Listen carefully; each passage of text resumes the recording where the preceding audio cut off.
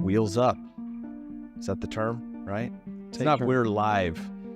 It's not we're live with a pilot. It's wheels up or something like that, right?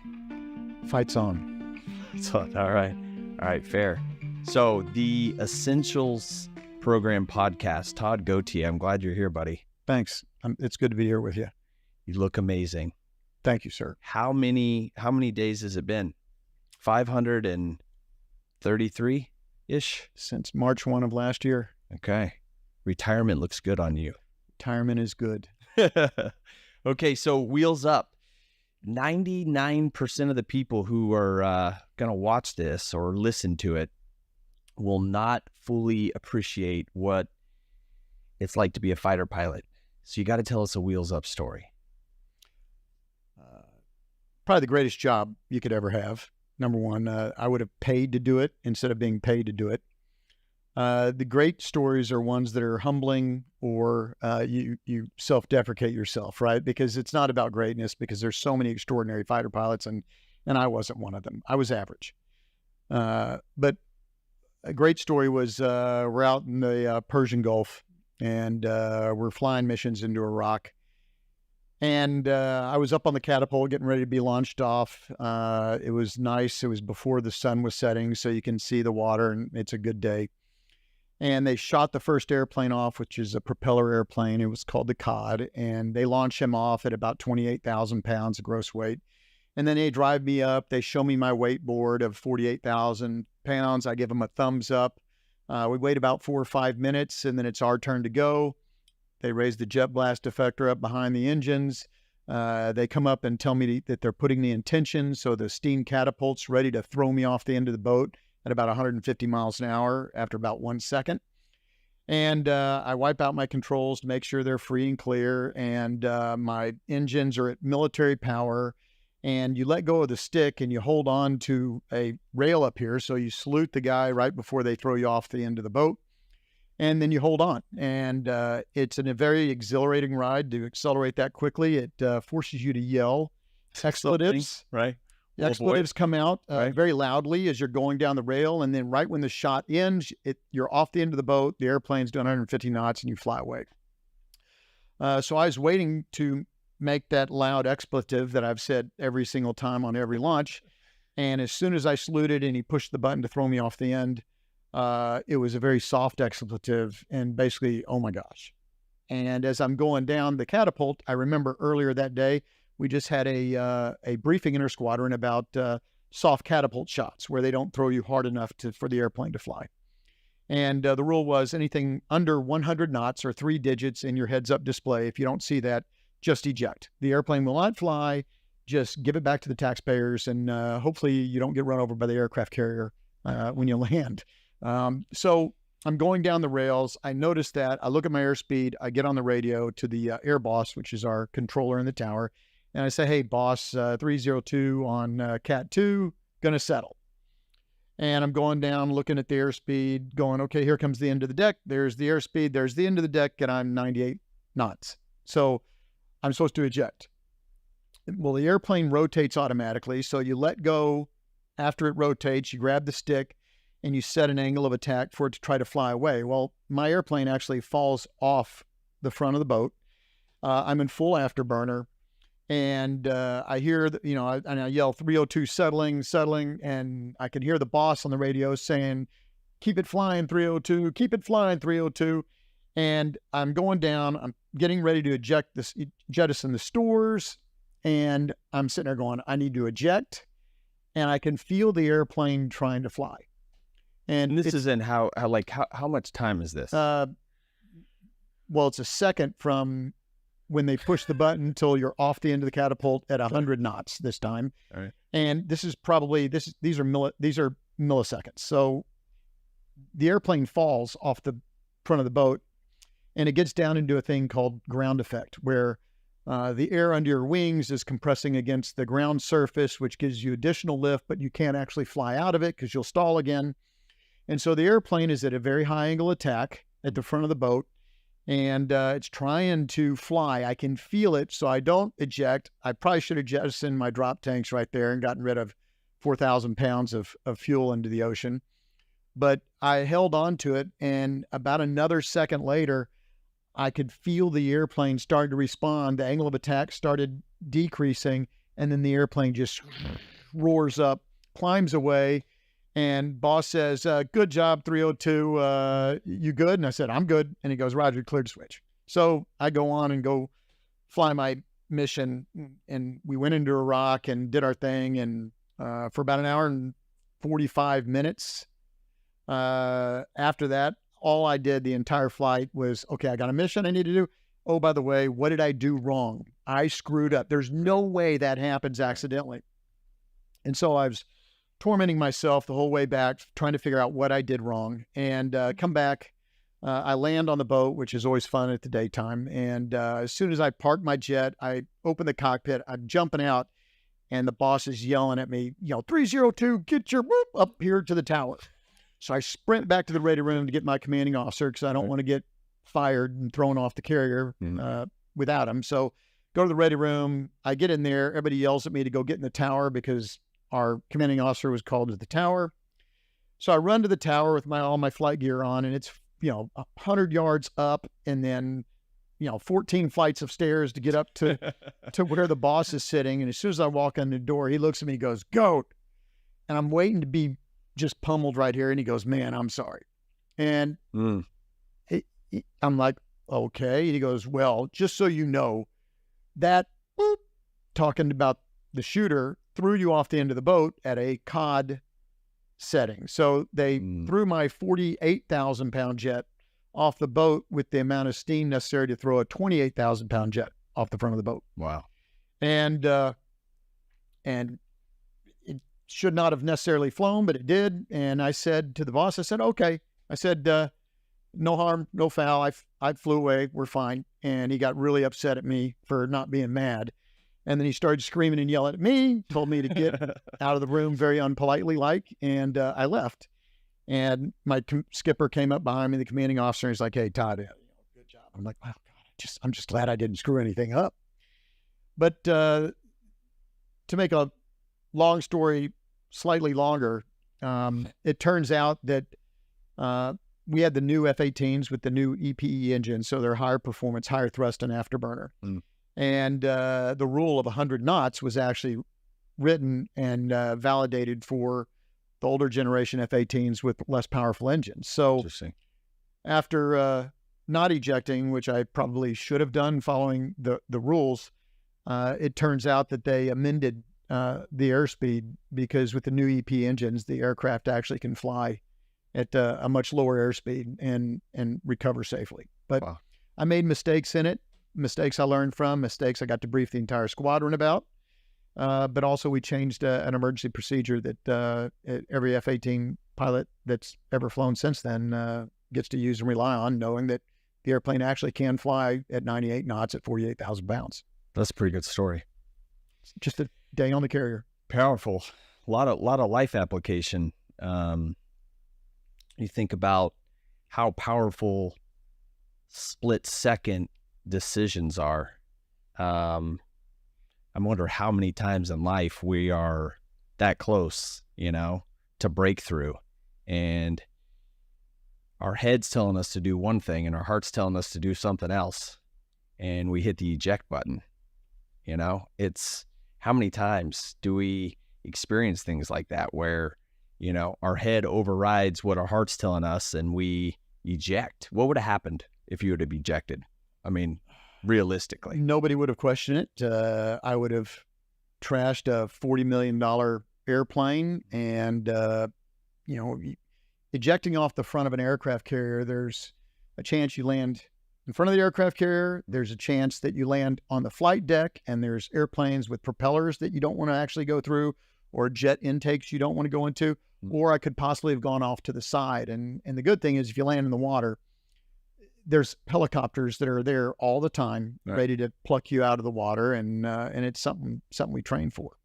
But looking back at it, one of the things I did realize is that when there's a lot of tension and stress on a human, we think that we're doing things in a normal way, but time compression is real. because when I said boss, 302 settling off Cat 2, it was very calm, very clear. I wanted to make sure that they understood it. But in listening to the replay of the tape and watching it, all you heard was, and so my attempt to communicate effectively was destroyed, because your brain has that capacity to operate in unbelievable processing speeds when habit patterns are involved, right? And that's probably one reason I didn't jettison the stores and eject from the airplane, is that the habit pattern is to rotate the airplane and fly the airplane. And I just got lucky. Well, I'm glad you got lucky, bud. I'm glad you didn't die. This podcast would be very boring without you. Yeah, I'm replaceable. I'm a better person. I'm a better leader. I'm a better businessman. I'm a better dad because of you. So I'm glad we could pull this off. I know it took a while for us to organize this, but so let me transition. I've had an opportunity to work with tens of thousands of great leaders all over the world. And, from time to time, I think about who would be in my Hall of Fame, and so there's three things I usually think about. This is the essentials program. So what are the essentials to make the Hall of Fame, my Hall of Fame? It would be incredible results. Got to have incredible results, and results could be you were a pioneer in your field, or you were a thought leader, or you financially just performed, right? The second thing would be, did you do it over and over again? So, anybody can do that once, right? Flash in the pan kind of stuff. But can you do it 2 times or 4 times or 10 times? And then the third thing is maybe the bigger X factor. This kind of puts you in rare air for me. How did you get those results?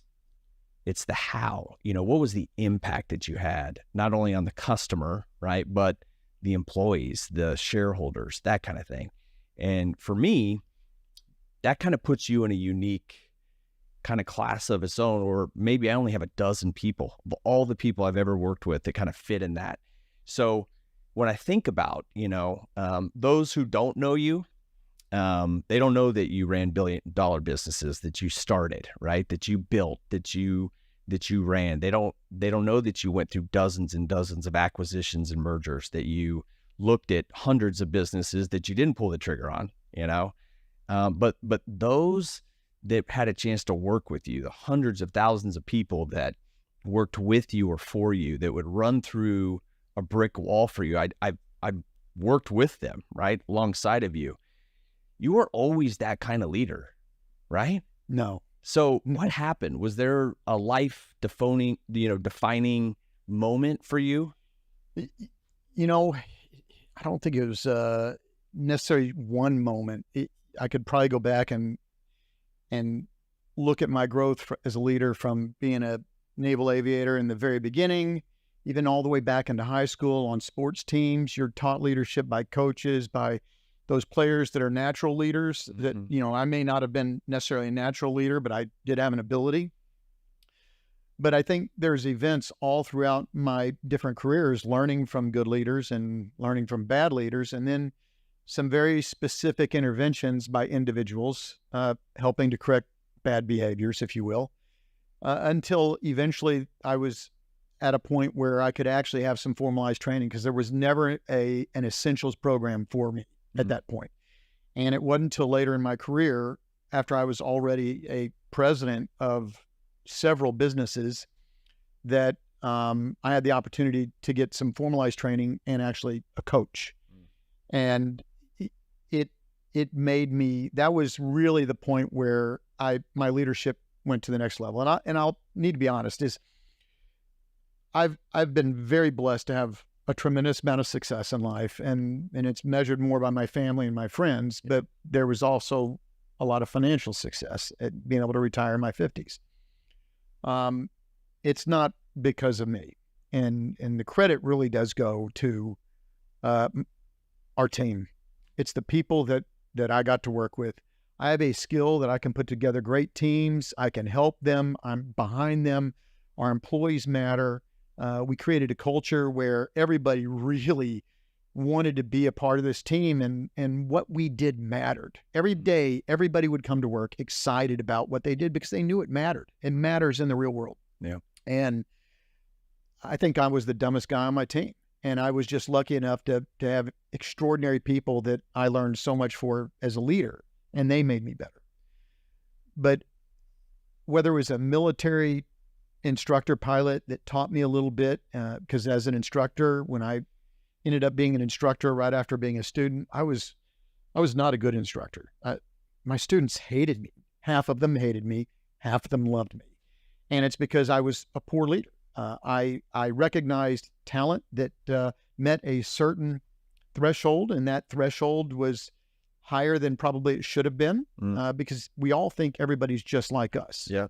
We project ourselves on everybody else, and we think we're normal. Yeah. And if you happen to be really good at something, or it's easier for you to grasp new concepts and new techniques, and other people have more time, I was treating them as if they weren't even trying, because if I can do it, anybody can do it. And that's actually not true. And self-awareness and empathy are two things that I really didn't have as a younger individual. And I think they've become probably two of my greatest strengths. Yeah. As a leader. 100%. So in that transition over the years, if you think back to the 2 or 3 things, like if you were to coach up your 23-year-old self, right? Or somebody who's looking and listening and going, I don't really know where to go or how to get there. Maybe I'm tired of failing or not succeeding. Maybe people are watching this and they've kind of hit a plateau in their career, and they need something that can kind of take them to the next level. We've all been there, right? We've all been in those situations. What are the 2 or 3 things that you learned in that transition that were essential to the leader that you became and that you are today? Well, I think first off, you got to be great at what you do. You have a job, and it's sort of the basic criteria. If your job is to be a fighter pilot, be a great fighter pilot. If your job is to be a mechanical engineer, be a great mechanical engineer. But that is only the entry-level criteria to keeping a job and advancing in any job, right? You have to be a valued member of the team, which means other people have to want to be able to work with you and have to be able to work with you. You have to be able to work with them. And if you don't have those interpersonal skills, right, it's going to be very, very challenging for you to do that. So you have to learn to accept everyone, and everyone adds value. Even if this person might be, in business terms, a C player, right? It doesn't matter. They could end up being your boss one day because they evolve and they're better as a leader. As a leadership role, you lead and manage people, which is very different than doing that 23-year-old job, right? Yeah. The entry-level role. That's all about technical performance. Yeah. Master that. And once you master that, watch the great leaders. And I think at a young age, that's fundamental, is setting yourself up for that first manager role. And effective communication skills have always been something that's come very easy to me. And I think that the military really helped that, because every single flight is briefed and debriefed. You give lectures all the time. You stand up and brief and give lectures to hundreds of people. Going through the Top Gun program for 1v1 briefing and debriefing and giving lectures at the Naval Strike and Air Warfare Center, you'd be murder boarded for 30 and 40 hours at a time. Right. And everything matters. And so once you get to a point where detail becomes important, I think you become much better. But role models are very important at an early age. If you don't like something and you don't like the way the leaders were, there's a good chance that you probably don't want to emulate those behaviors. Right. And if there's great leaders, why were they great? What made them great? And try to emulate those behaviors. I love that. Yeah, I think you're on like 2 of the 3 kind of core pillars of the Essentials program, right? So, communication's huge, but by itself, it's not the end all be all if you don't have emotional intelligence. That's the fun for me. Emotional intelligence ended up being the skills and the behaviors that really accelerated my career. And quite frankly, if they're not there, they're derailers, right? Oh, they're absolutely derailers. So talk about that, because you talk about, hey, trying to figure out how to make an opportunity for people. I watch you do this over and over again. You, unfortunately or fortunately, you're the kind of person that does hard. So when you do hard, yes, you can. I don't know how many leaders I've met over the years that they're turnaround people, right? You put them in, they take a business and they turn around, spit it out the other side. Okay, you did that, right? But you did it in a different way.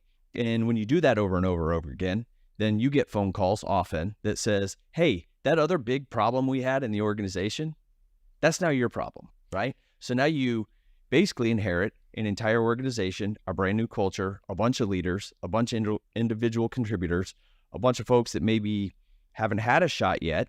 And some people end up coming out the other side, right? They're a part of that culture that you're talking about, but some people don't make it. So you got to talk about that too. Like, what kind of person, when you are evaluating talent, when you're really evaluating talent, what were the things that you looked for? What were the antes into the game to play on your team at the high level? And what were the items that were no-goes, the things that we call them derailers, right? Derailed a person from being on your leadership team, or from, excluded them from being a part of the go forward plan. What were those things? You had to be a great leader. And you can sum up what a great leader is, right? You have to understand what your business is. You have to value your employees. You have to value your customer's mission. You have to understand the technical, operational side, the financial side, and all the roles and responsibilities that go into that. If somebody's got that, that's a part of it. But more importantly, the emotional intelligence side, and you didn't think of it that way. You just, for me, I had a term we used to say no asshole leaders, right? And because out of the dozens of businesses that were failing, that were given to me, because we were like the body shop. So anything broken, just give it to Goat's team. And so we got companies that were in horrible shape. And I've learned that there's no such thing as a bad company. And almost every single time, the reason that a company was failing was because of poor leadership, dismal leadership, or decisions that the larger corporation made, like moving a business, and then the move wasn't done properly because they didn't know what they were doing. And you move and you've lost the secret recipe to whatever it is you were making before. Broke it. And you broke the business. But it's always about leadership. And so out of the 29 plus companies that I was running at different periods and times, which means 29 different leaders, 29 presidents that I had, I looked at this a while back, and I think that only 6 presidents that I inherited kept their job after 1 year, and some kept it for 1 day. You could tell right away walking in those qualities that aren't going to work. They didn't value their people. They treated their people horribly, which means they're going to have a culture of the business, which is a culture of fear, no trust. Nobody's telling the truth to anybody. Right. And it's hard to fix a company when you don't know the truth, because the employees know all the problems. Right. The key is for leadership to be able to know the problems so that they can empower the organization to make the changes necessary to become successful, and to make changes in the greater business if necessary, to allow people to do things differently or more efficiently, or maybe slow down a little bit if you have to. Right. But I remember the first person I fired, and it was traumatic for me to do that. But after the change in that business and others after that,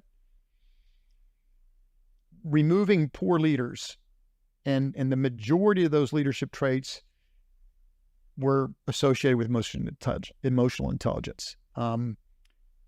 Once we removed that leader and put a good leader in place, everything started improving because 100%. organizations will take on the personality of their leader. Yep. And if you've got a bad leader who micromanages, treats people poorly, yells and screams, gets rid of all trust, the entire enterprise will function that way. Yep. And you're going to fail. I remember walking into an unnamed business of yours early in that process, and you could literally feel it. Oh, yeah. You could feel it. You felt how the employees felt, right? The lack of speak up mentality, the lack of, bringing things into the fold quickly. Right. I mean, you can feel that, and it almost feels kind of counterintuitive that you want to take the, person, people, out of that position, but holy cow, it's kind of the 10,000 pound pink elephant in the middle of the room that we get scared of. Yeah. It's there. We pretend it's not there, right? It's in the middle of the room. We're having a meeting. Everybody's looking underneath it, pretending like it doesn't smell. You take that out. It's like the organization can exhale. It's like, but that is the norm. It's hard to find organizations that run like a well-oiled machine in good times and in challenging times. The one item we haven't talked about yet that is the third leg of the stool, right, for what we think is essential, whether you're a leader or team, whether you're in sales or customer service or you're a parent, is versatility. Oh, yeah. So talk about that. How does versatility play into the 29, to the businesses, to your evolution as a leader? Well, I told you that earlier, I was blessed by the people that we were drawn to each other, right? Yeah. And I had a leadership team that had developed over the years. And as I rose through the organization, these people rose with me and then new people got added to it. And this team of very, very close-knit people where if you walked into the room, you couldn't tell which one of us was actually in charge, right? Mm-hmm. You couldn't, because everybody was valued the same. And I'm probably the least important person in there because they did the work. I got to make decisions. We had different jobs. But the unique thing is that no matter what was thrown at us, I could take 4 or 5 people from my leadership team and drive them into that organization or onto that problem, or even loan them to other businesses that are having a crisis. Which you did a lot. And say, go deal with this. Go take care of it. I'm here. If you need me, call me. Yep. Whatever you need, let's go take care of this. And so I had my VP of operations was running 2 businesses simultaneously, as well as running the VP of operations role for a $4 billion business.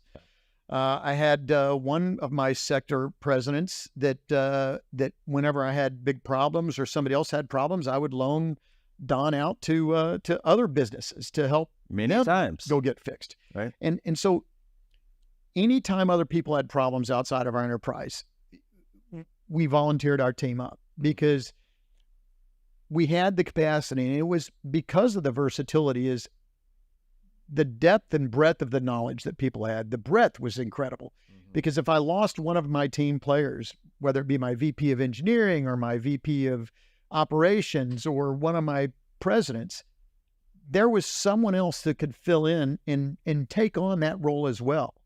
And so it's not something you want to do for years at a time, but we have done it for well over a year where one of our key personnel was on loan. Right. And because the team has the ability, even if they weren't necessarily comfortable in the beginning, I could see that they had the ability to do it because it's a leadership role. Yep. And as a leader, versatility, if you've got it, is great because you can fill in anywhere. Yep. But it's something you learn over time and you learn through experience, but also it's personality driven. It's the willingness to take a chance, the willingness to work with a little tension or to be a little uncomfortable in what you're doing. Yep. But the smart ones ask questions. And we had an environment where there's no such thing as a stupid question. And, because I ask the most questions. Right. That's interesting. Yeah, I think that's true. So let's go back to the presidents, because and let's just let's pretend I'm a leader, right? I'm an aspiring Todd Gautier, and one day when I grow up, I want to retire in my 50s and have homes all over the world and have all these, trophies on the wall and all these things.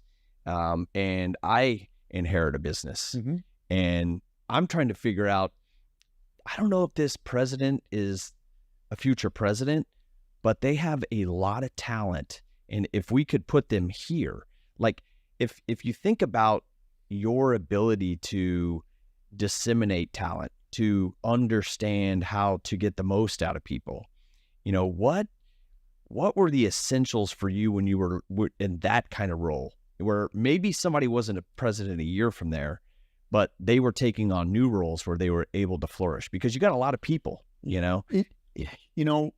every once in a while, and it's a great analogy, is you'll find somebody who's in a role, and they're a big team player because they were asked to go fill this role. And most often, the higher you get, people always want to take that next role because there's a lot more money associated with it, and a lot more responsibility, and it makes you feel good that you're in charge of this big organization. But a lot of times, it's a step too big. Where at a lower level, you could probably deal with it, but you get much larger, there's so much more going on that you've got to deal with very, very rapidly and have the answers fairly quick, and have a team that you've built properly that you've got to stop doing, and you lead. Right. Well, a lot of times people are doers, and they get into that leadership role that's much more complex, and they keep trying to do everything. And they're going to fail. Because you can't. There's not enough hours in the day, and you're taking away from what your people are supposed to be doing.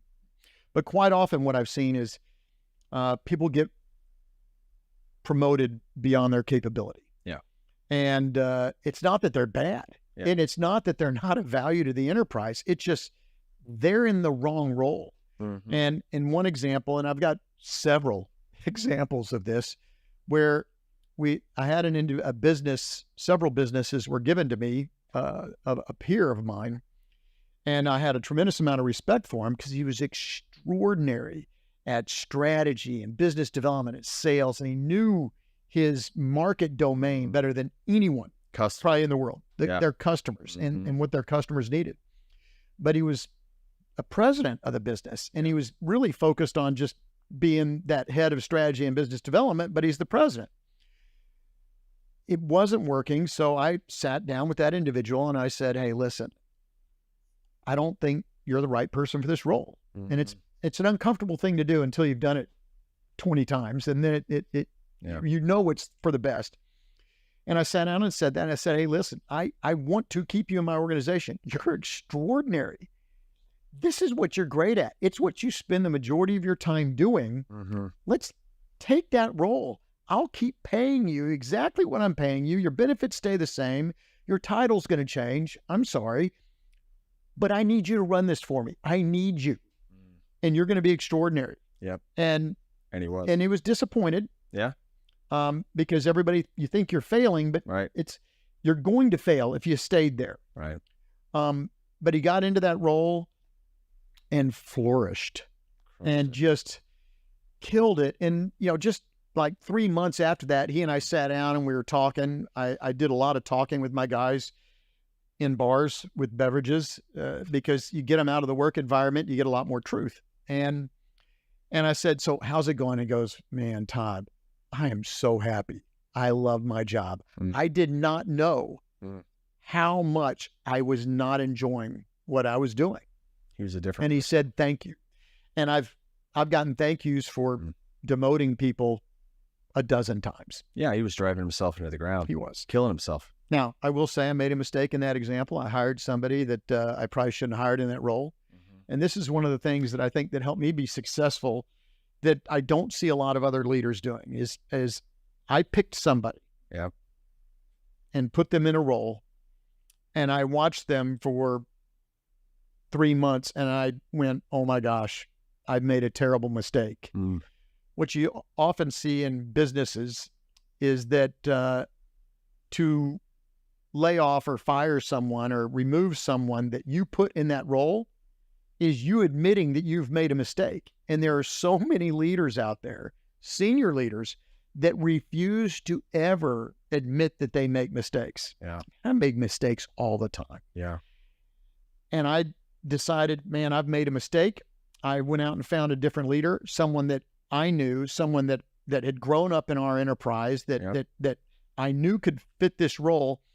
And I laid this person off after 6 months of putting him in the role. Yes, to my bosses, they're going, "What are you doing, Todd?" Mm-hmm. And I said, "Wrong guy, made a mistake.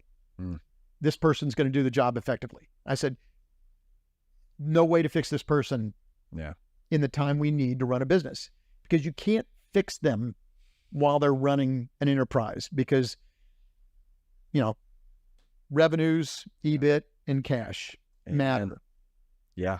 So what were I've got like 140 things going through my brain, but quickly, what were the items that you thought you got when you were looking at putting a person in that role? Because this is important, right? Mm-hmm. I mean, there's a lot of leaders that are put into roles and they have to evaluate the organization, the products, the services, all these things, right? They may not run a company, but they may be running a team, a development team, whatever it is. How do I evaluate talent? How long do I need? And, what do I do? But in this case, what did you think you were getting? And how did it not end up manifesting? Well, in this specific case, it was someone that was recommended to me very highly, right? That came from a leadership role in another enterprise. And they were successful. And they had a pedigree. They were successful 100%. there. It was a smaller role. Yeah. And met with the individual, extraordinarily smooth. Mm-hmm. This is going to work out. Communication. Yep. Pretty good communicator. Very good communicator. Right. Very good operationally, very good technically, understood it all. The reason it ended up not working out is the person that he was to me, his boss, was very different than the person he was to everyone else. Yeah. So he managed up extraordinarily well, managed down very, very poorly. Yeah. And then on top of that, there were trust issues. Yeah. And transparency. I would harp on this all the time. I want to know everything that's going on. Yeah. If you start worrying about something in your business as a president or as a leader, you're going to tell me about it as soon as you start worrying about it. And I promise you, I'm not getting involved. But if you tell me, your boss, about something you're worried about, you've now vested me in your problem, right? Which I want to be vested in everything about you. Yep. If you work for me. Right. So I want to know that this is possibly coming around and that it could get worse, or you're going to solve it, and just keep me posted. I'll stay out of it. I learned early on, I would not stay out of it. And that keeps people from involving you. Right. But once I gained the discipline to stay out of it, I was able to give these people some rudder, because I can see things from a different point of view and perspective than what they're seeing within their businesses. And if I see it starting to balloon up and I know it's going to be a problem and I know that we've got it blockaded on sides, I can now go tell my boss, who I do not want to surprise, right, the CEO of a corporation, right, and let him know, hey, I'm watching this. I'm on top of it. Just giving you a heads up. There are some bosses that can handle that, and then there's others that cannot. And what happens is the bosses that can handle it, which I had one of those, would go, okay, Todd, keep me posted. What do you think the max worst case is? Okay, what's the best case? I'd tell him those. And he goes, where do you think we are? I said, well, we're probably, 60% chance we're going to work it out. And he'd go, okay, keep me posted. Yeah. Well, if it happens, if I had been one of those bosses that would immediately get in and start trying to fix things and maybe mess them up, I would have never known about that. And so when I get surprised of 100%. A crisis that's losing millions of dollars, right, I got to go surprise my boss that I've got a crisis that's losing millions of dollars. And surprises are not welcome in Well, in especially business. in your style, right? I mean, Yeah, drivers, expressives, every style doesn't like surprises, but doesn't go over very well with your style even more, right? especially when it's been demonstrated Right, that here's a resource. Use every tool in your toolbox. right, I was a tool, not a bad tool, but I Right. was a tool in their toolbox that Right. they got to use. And the great thing is all of our leaders realized in a short amount of time, wait a minute, he is sincere about this. Mhm. He isn't going to come in. He does not want to run my business. No, I do not want to run your business. Right. I want to make sure that you're successful. And when your employees understand that you're there to help them be successful, Mm, not by doing for them, Yep. but by helping them Yep. do most effectively, great things happen. So, you just went to an area I didn't think we were even going to get into today, which is values. How important it is to have people on your team that have the values that you want to permeate throughout the organization. It is. And that even goes to a step further, which is your culture. Yep.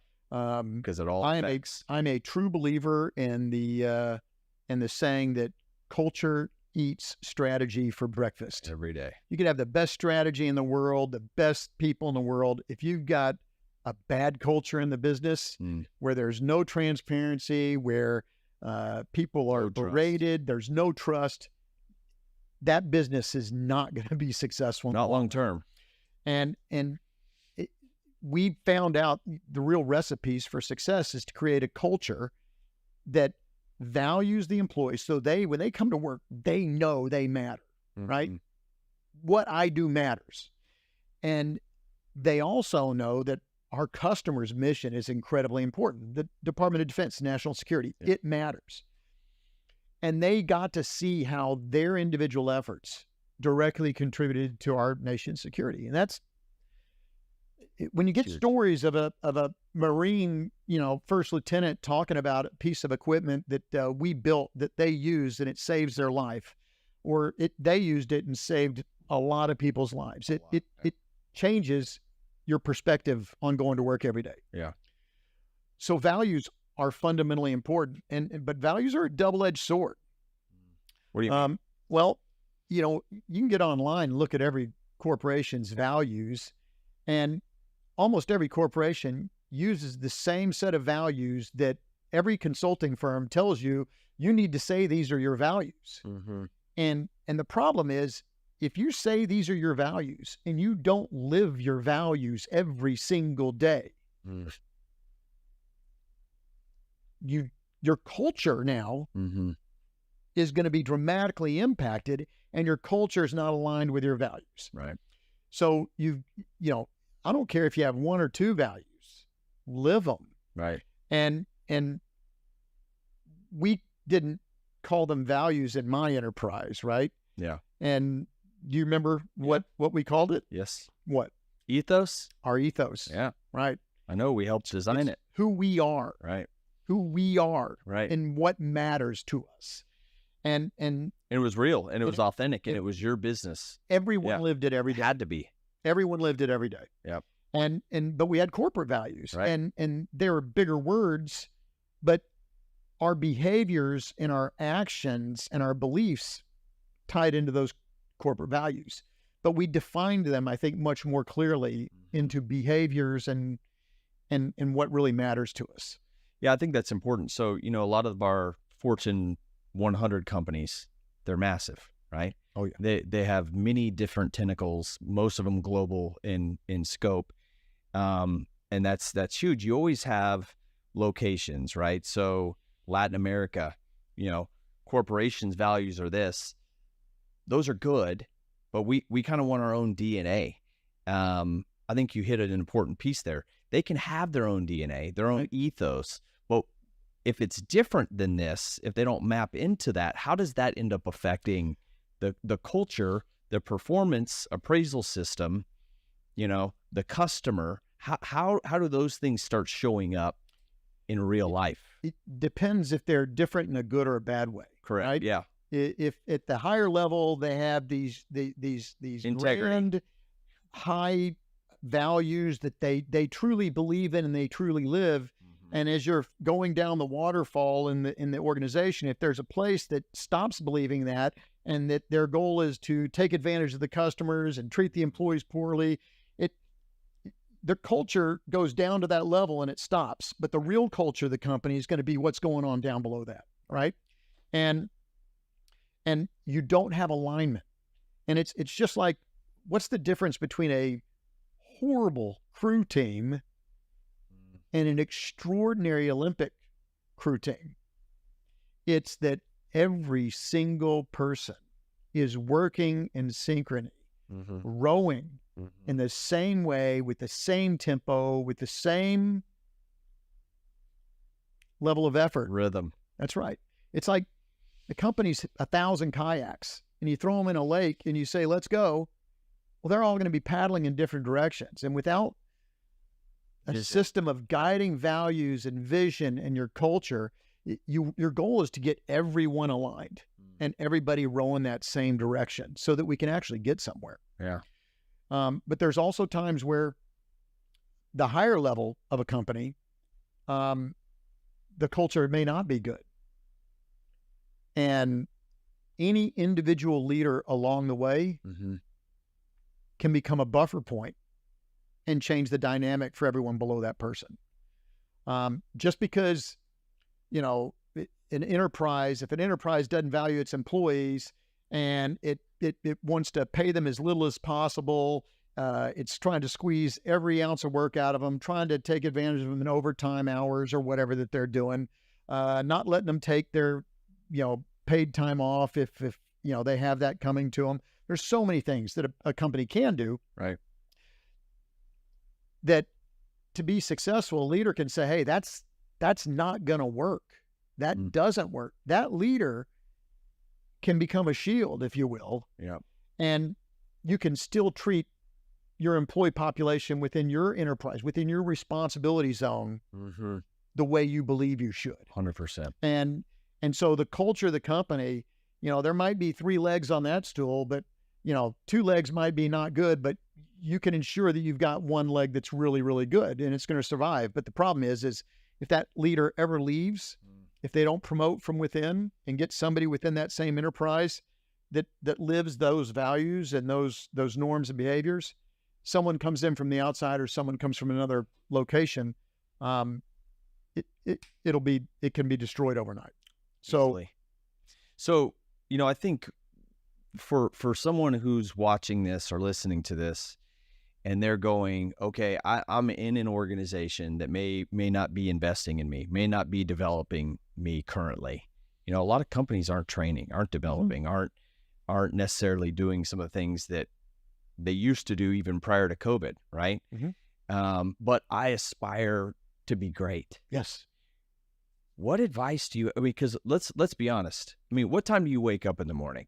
There is a different level of internal motivation, internal discipline that, quite frankly, is a, you reap what you sow kind of mentality. Right.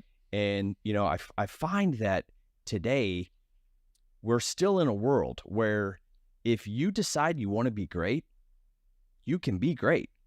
But a lot of people look for why they can't be great, and those things end up, when you decide, hey, I'm going to wake up at 5 a.m.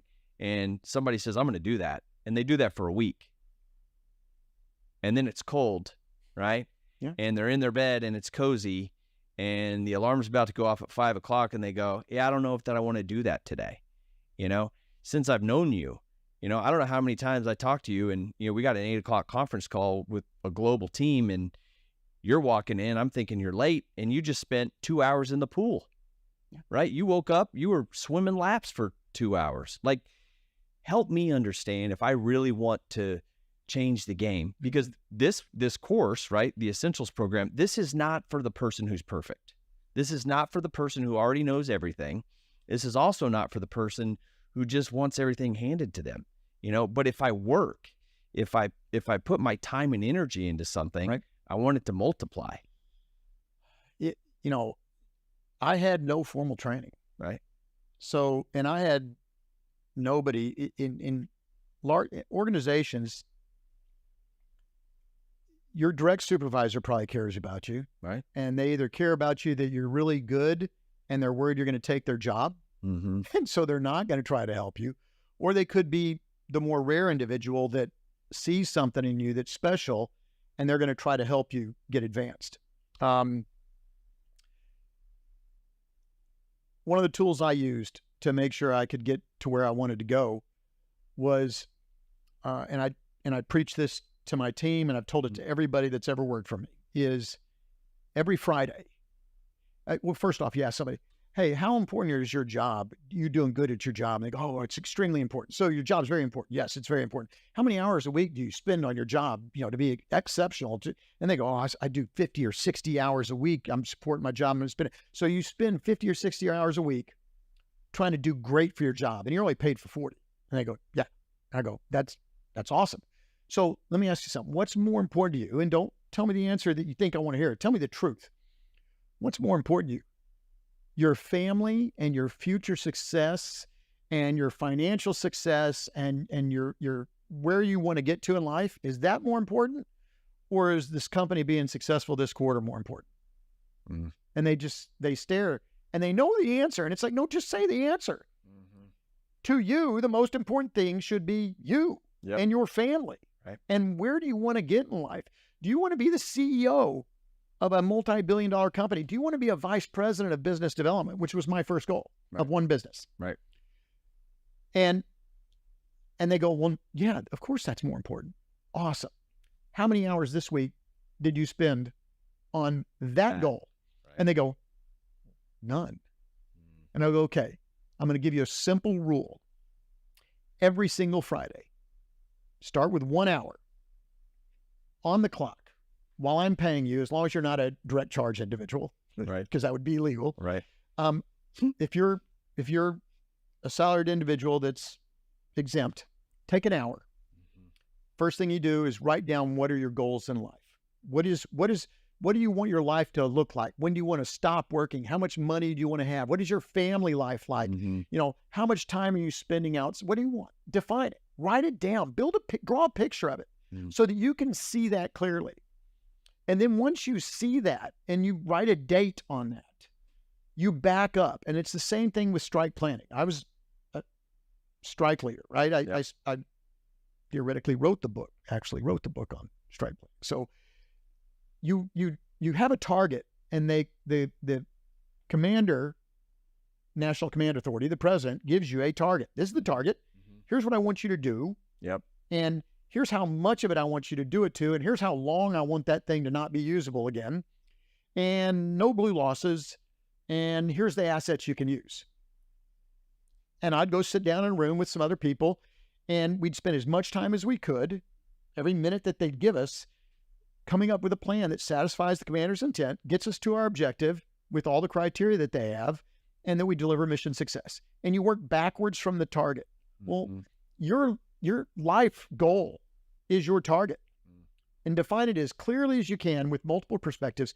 Work it backwards. What are those major milestones along the way? And if you say, I want to be a president of a business one day. Okay, well, if you're the president of that business one day, define that kind of business. Is it in a corporation? Is it privately held? And then work back. Well, what's the step before that? We're going to have to be a vice president in some business. And then before that, you're going to have to be a director in some business. Before that, you're going to have to be a manager in some business. Yeah. And here's where you are today.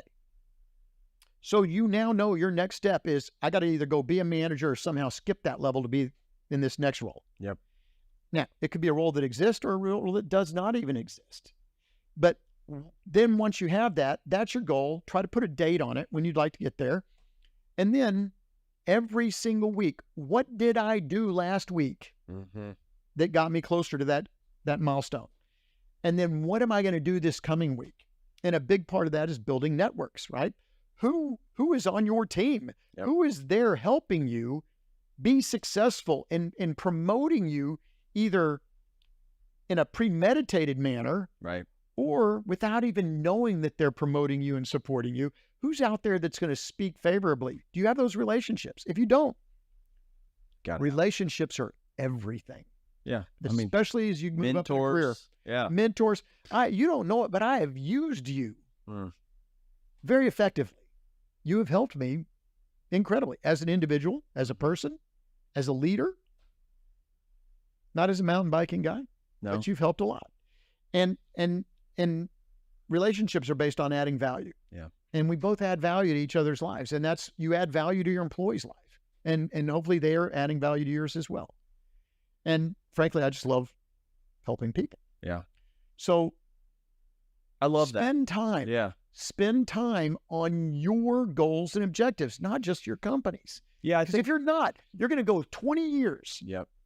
and you're going to go, where did the 20 years gone? And I've only moved up 2 roles. And this is something a lot of people don't know this. I don't know if I should say this, but in the corporate world, Then you for sure. when I started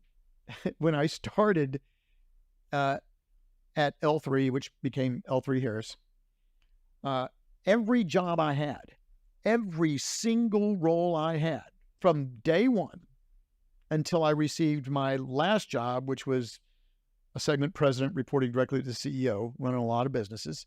Every job before that one never existed until I created the job in the company's mind. And at the same time, created the impression that I was the perfect person to take that job. Now, that's the power of having that Drive. that Goals. goals, milestones, and having a way to get to the target. And I spent time thinking about, what do I need to do to get there? Mm. And if I couldn't get there to the director of business development in the time I needed, somehow the entire business reorganized the business development department so that instead of 1 director, there were 3 directors of business development, and I was the perfect guy to be the director of Navy business development. That's PhD level strategy, and I'm not going to use the word manipulating, but creating outcomes. And that's, again, everybody's got goals. I deliver outcomes. I think so there's like 4 things in there. First is I think the power of what you just talked about is what we call majoring in the majors. You know, and it seems like too many people spend too much time majoring in the minors.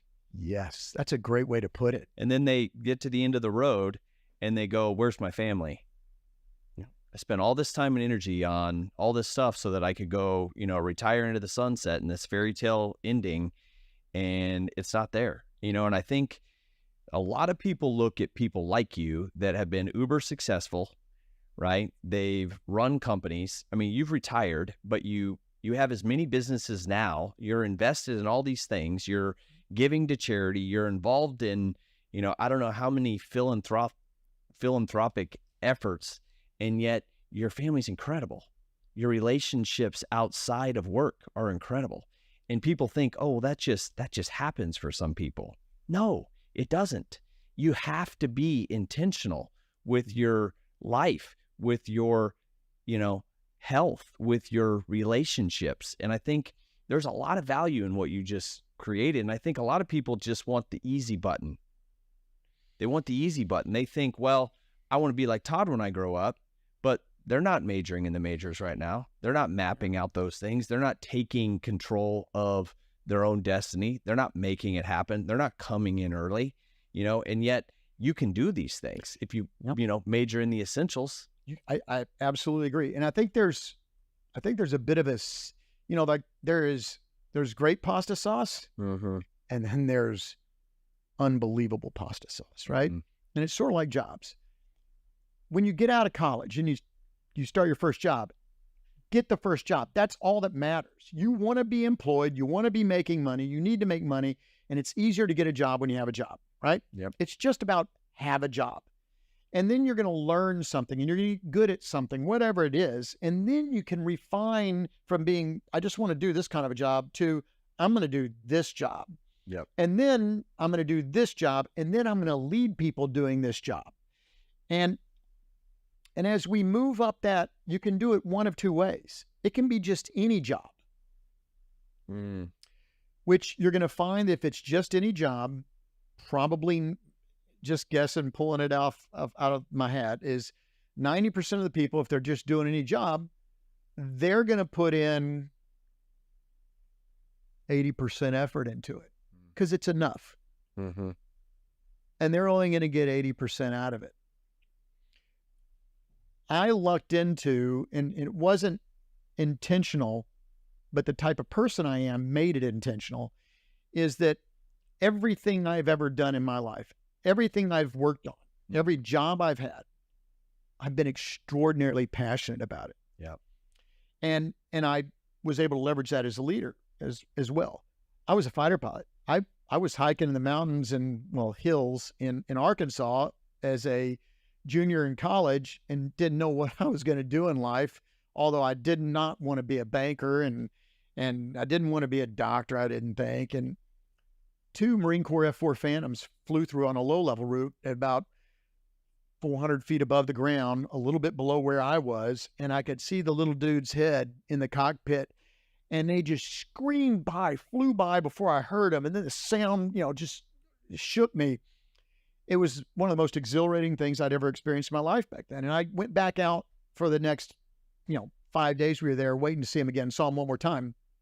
And I'm like, that's what I'm going to go do. Yeah. I'm going to go be a fighter pilot. And so I went and became a fighter pilot. Yeah. And that was the only goal.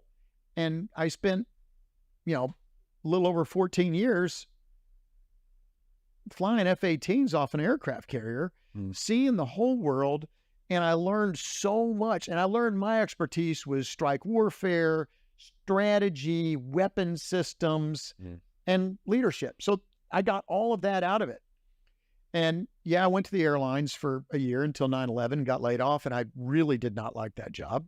I was not passionate about it. And then I started a consulting business. I worked with another consulting business. And then one of my customers one day, L3, asked me, hey, come work for me.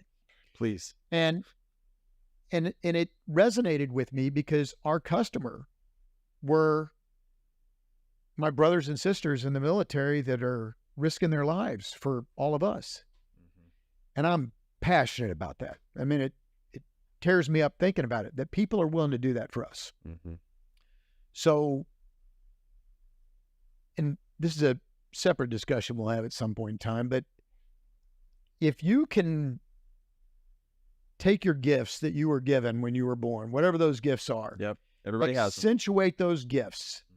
You're going to be extraordinarily successful because you're going to be better than pretty much everybody else is, because not everybody else has those same gifts. Use your gifts in whatever job you have. Right. If you want to be incredibly happy and driven in life, choose a career or roles where you're passionate.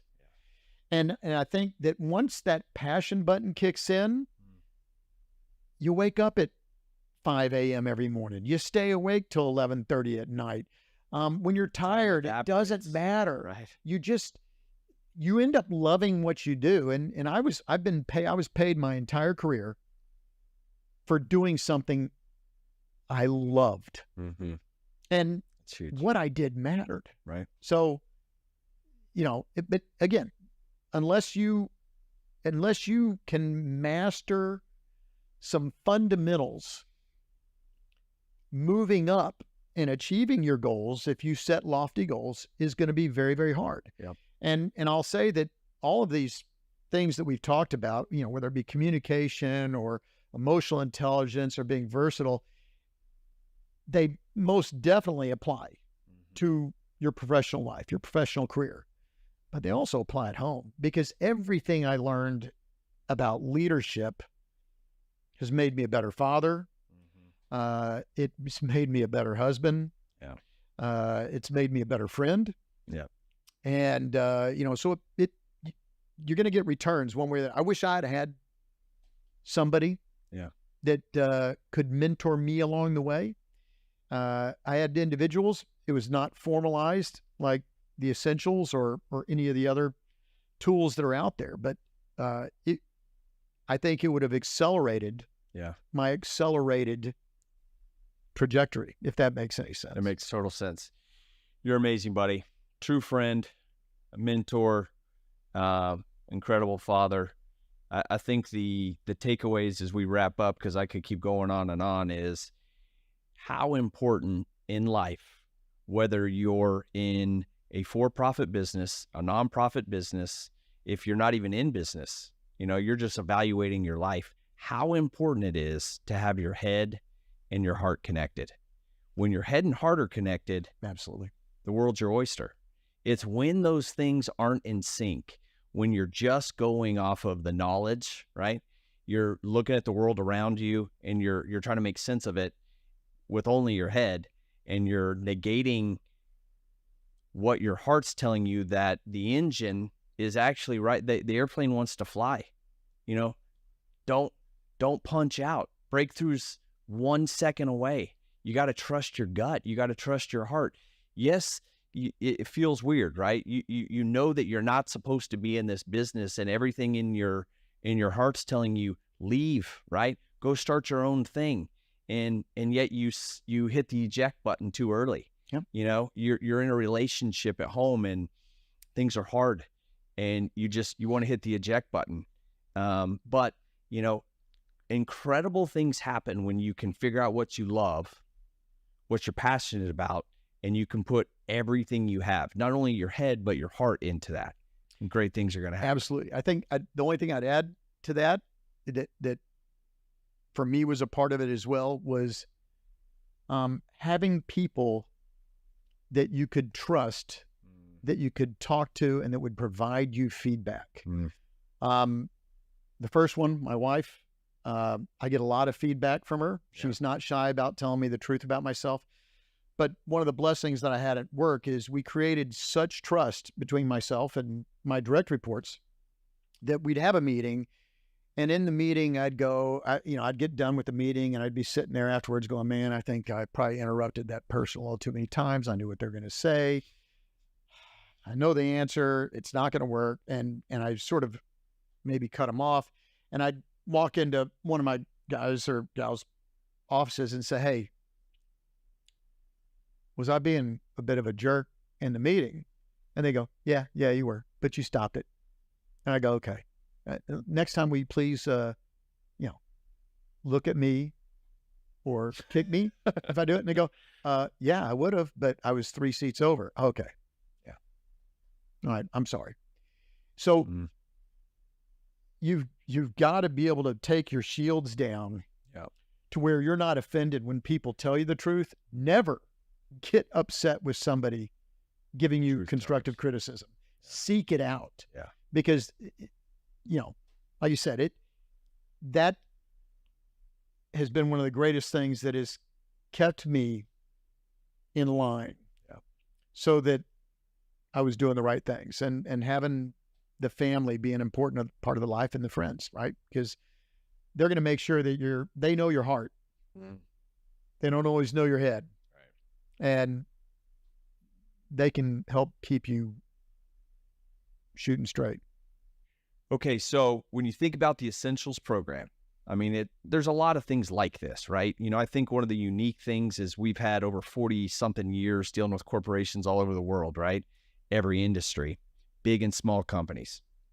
The focus is really on this, are advanced communication, advanced emotional intelligence, advanced versatility. From your perspective, when would be the ideal time for you to press the I want to go through this experience and develop myself or my people button as it relates to this course? Because you've been through a lot. Yeah, I'll tell you what, I'll cop out and I'll give you 4 different answers. Okay. There isn't anything like this because it gives you the what, the how, and the why, right? In appropriate order there. The key for me is, as a president of a multi-billion-dollar business, the goal is that the enterprise delivers results. And through more effective communication, the qualities and the culture that are created by a larger population having real emotional intelligence, and then increasing the versatility of the entire enterprise is going to make my business better. And if I can waterfall that down through my organization, knowing that the leaders have it, and then I pump it through the organization, we're going to perform better, because it's all about improving the metrics of the business, right? 100%. However, I sit here as a parent and I go, man, as an individual, I wish I'd have known some of this stuff when I was in high school, because it would have prepared me much more for college, because, I didn't kill myself trying to be extraordinary necessarily in college. I had a lot of fun. And I'd like to start teaching my kids with some type of material that allows me to teach them communication, emotional intelligence, and versatility. Huge. It'll prepare them for life. There's nothing in colleges that teach college students any of this. They're just taught how to be an engineer, how to be a communications person, how to do pre-med and biology. It's not about, here's how you're going to go be successful in life. And then individual employees need this, because they're the building blocks of a corporation. And every single block needs to be able to perform to its utmost. And so many people do not have these skills. Yeah.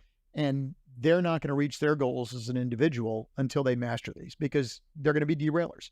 75% of all leaders are derailed in their careers because of a lack of emotional intelligence. That alone, let alone communications and versatility.